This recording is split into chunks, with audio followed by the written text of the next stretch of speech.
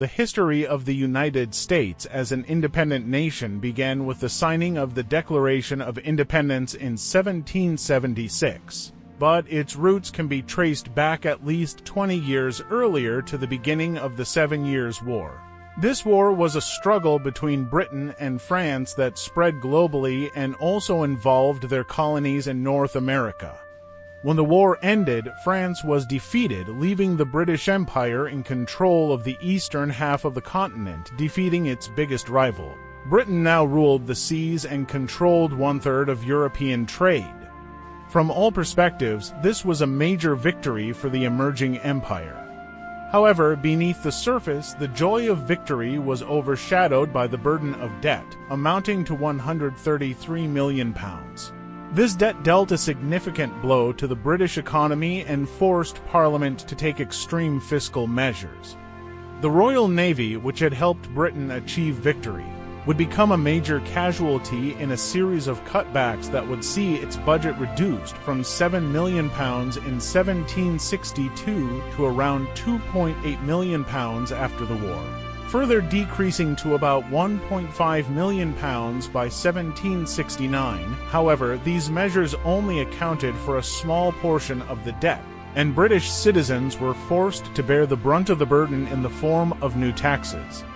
With little time to recover, the empire found itself on the brink as the embers of the 7 Years' War dwindled. A new conflict was burgeoning. Some disaffected Native American nations in the Great Lakes region began arming themselves against American settlers on their territory.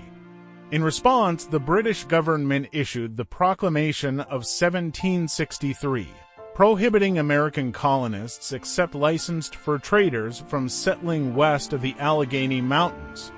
Fearing the reaction of disgruntled frontier residents, Britain immediately bolstered its military presence in North America, further adding to the debt at a rate of £320,000 per year. George III, the King of England, now found himself at a critical juncture. His empire needed to find a way to rid itself of the ever-increasing debt. However, with his people already heavily taxed and critical institutions like the Royal Navy facing extreme cuts, the only natural recourse seemed to be to have his American subjects share some of the burden. Additionally, the American colonies were paying for the additional protection they received from the military in the form of militia. The first signs of resistance came in 1764 when Britain introduced the Sugar Act. This law taxed sugar, molasses, and other imported goods from outside the empire, making the goods much cheaper to purchase. The act also required ship captains to post bonds and provide detailed cargo manifests, while allowing Royal Navy personnel to search and seize vessels suspected of smuggling. Soon, angry merchants were knocking at London's door, claiming that the Sugar Act infringed on their rights to free trade as stipulated in previous charters with the British government.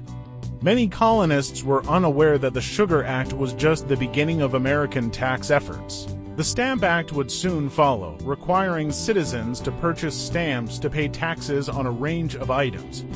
The Stamp Act was repealed in 1766, but the British Parliament, fearful of losing face and wanting to avoid appearing to lose authority in its American colonies, ensured the repeal was accompanied by an act affirming Parliament's right to make laws for the colonies.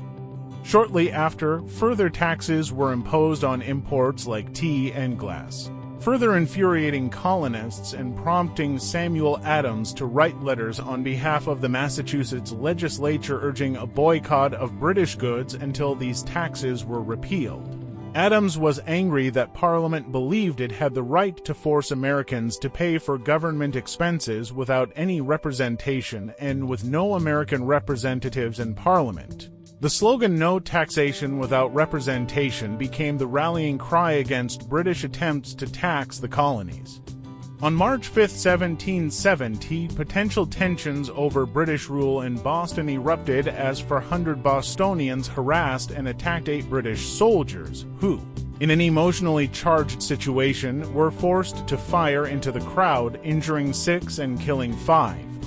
The news of the Boston Massacre spread so quickly that it exacerbated the city's turmoil. About 4 years later, The situation had escalated to the point where Parliament felt compelled to pass the coercive acts, which included reinforcing the Boston garrison with the addition of 4 extra regiments of regular troops. However, this increased military presence ultimately did not quell the rebellion but instead saw the sight of detested redcoats in the streets, along with the fact that British soldiers were being housed and supplied by colonists, further infuriating the American public. On February 2, 1775, the situation in Massachusetts reached a critical point, with the British North American government formally declaring the colony in a state of rebellion, and the Commander-in-Chief of British forces in America, Thomas Gage, being swiftly ordered to arrest rebel leaders.